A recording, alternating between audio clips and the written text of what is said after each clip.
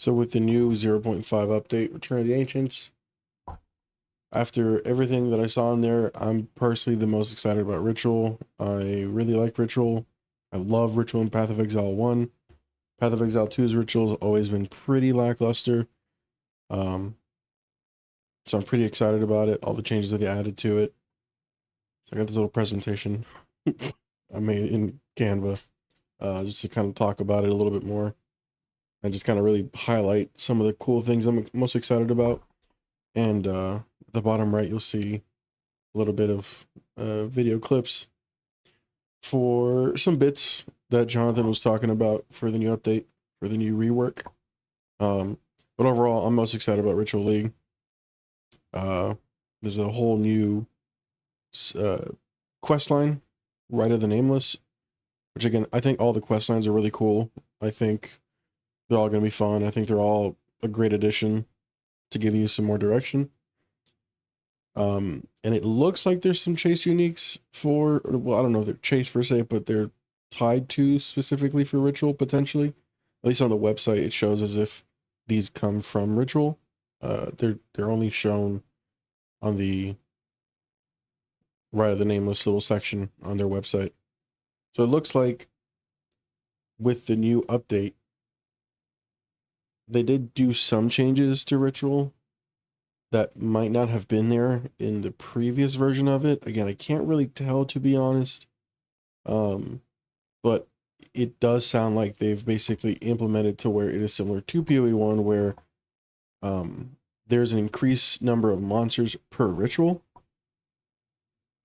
Like before, in each area, triggering rituals will resurrect the nearby bound monsters to attack you, and killing the monsters will give you tribute. In addition, each ritual you do in the area will add the monsters from the previous ritual, making the encounters much more challenging the more rituals you complete. So it sounds like that's like a new thing that they added, which is cool. It's very good. More tribute. Now, one thing that they did change in the ritual that initially I was a little unsure about was they changed it to where it's only uniques and omens in them now. I kind of like the casino slot machine factor of ritual. It's probably my favorite aspect of it. Of you can just get literally anything in there. Now, I do know that in some ritual influenced maps, this can change to, instead of uniques, they change into currencies, which I guess in the end of the day, that's kind of really what you're aiming for, is like really good uniques, good omens, and good currency. So it just kind of took out all the filler stuff, which I guess is fine. Now, an important change to the rewards of Ritual is that all the items in the reward window are now uniques or omens, making this league's rewards much more valuable than before. Yeah, so all unique favors at ritual altars will instead be currency. So again, changing that up is okay. I'm okay with that. And of course, some of the stuff that you can get in there now are potentially busted. Obviously, with Mega Blood being added into PoE 2, none of us knowing at this time of recording, which is May 11th, not knowing at all what Mage Blood is actually going to consist of or what mechanics it's going to influence. Who's to say it's going to be even worth it, or if it's going to be as rare or anything like that. So Mark seemed to be really keen on keeping it a little secret, and that it could be a potential divine sync. So my guess is that it's going to be a welcome addition for the economy, and overall, it's going to be a lot of fun. And again, something that I do find cool is that these maps will sort of be like influenced in a way by the ritual, or rather the ritual themselves are being influenced within the map to have some sort of specific modifier to them. I think that's super cool, and I can't wait to see what other kind of modifiers they have on them. And another thing to the whole pinnacle situation as to how you actually get to it, it seems like there's now another layer to it, seemingly a little harder overall, which I'm sure just means more rewarding. The Rite of the Nameless. The rite will begin in a nearby forest. At first, it appears to be a regular ritual encounter, but that will soon change. The final ritual of the area will include the map boss, and defeating him will give you a piece of the effigy onto which you will transfer your name. the whole new mechanic by the sounds of it. But the ritual is still not complete. Once the map boss is defeated, the atlas will open, and you will need to pick another adjacent map to continue the ritual. During the rite, each adjacent map will have different rewards to tempt you. Yeah, like I was saying, seemingly as though as you're progressing further towards getting this rite filled out, you're going to be going through these maps that are influenced with some cool stuff. Now, why I think in particular this is going to be Ritual League is because at the end of the day, you want to be killing as many big bosses as possible, juicing up the maps as much as possible so they can hopefully drop better and more rewards. I don't think it's possible anywhere else in PoE 1 or 2 to get this many unique bosses in one place at a time. And I think with the right juicing, you can get some pretty ridiculous drops. Now, as this is one continuous ritual, the encounters in the next map won't start from scratch. They contain all the monsters that were gathered from the rituals of the previous map as well, making them harder and harder. And that includes the map boss too.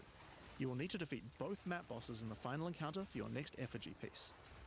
And it still doesn't end there. Pick another map, another reward, and add another map boss to continue until the ritual of the Nameless is complete. It will take 5 maps in all, and will be an incredible challenge. So as you can tell, again, you can have up to, well, 6. He says it here in a little bit, but it just seems ridiculous, and this is super exciting.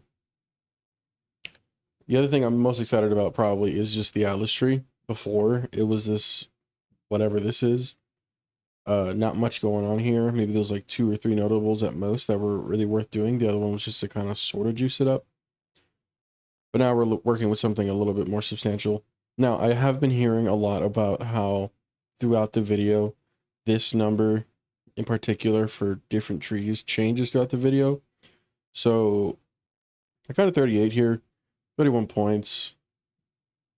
Kind of an odd number. Well, literally an odd number, but not sure how this would kind of pan out. And I'm not too confident that this is going to be the final number, or if these will be the final nodes themselves. And also, of course, I have no idea what any of these nodes do. Well, other than like 3 or 4 of them, because he does mention them in the video. Nodes. Some of them affect the Rite of the Nameless, like this one, which extends its duration. You thought fighting 5 map bosses at once was hard? How about 6 bosses. Or this one, which makes maps during the Rite have more reward mods, often having 2. More juice. You also have nodes that allow things to combine with other content, like this one, which gives a chance for rituals to be created inside summoning circles, Mixing adding a mechanics. random boss to the ritual encounter. There is even a node which adds a new type of possible ritual, the audience with the queen, which causes the bride of the king to sometimes appear. So I take this one as rituals have a 15% chance to be Queen's ritual, adding favors when found. Idol of the Sycophant, Idol of the Martyr, Idol of the Pharisee. I think this is, I could be totally off, but I think this is going to be similar to how in PoE 1, sometimes there'll be a screen, a ritual buyout screen, where it's just uniques. Obviously, this is all uniques now, but, you know, it changes the theme of what's inside the screen. For example, in PoE 1, there's a screen where it's just divination cards, a screen where it's just beasts or corpses, a screen where it's just currency, and so on and so forth. So I feel like this is going to be something similar to where maybe it's a screen where it's just omens, or a screen where it's just unique tablets, or a screen where it's just charms. I don't know, something like that.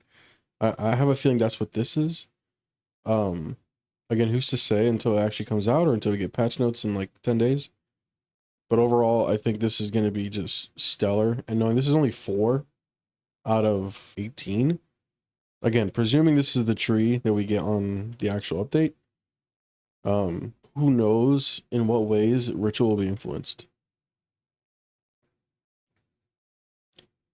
Overall, I think Ritual stonks are up. And you should play Ritual next league.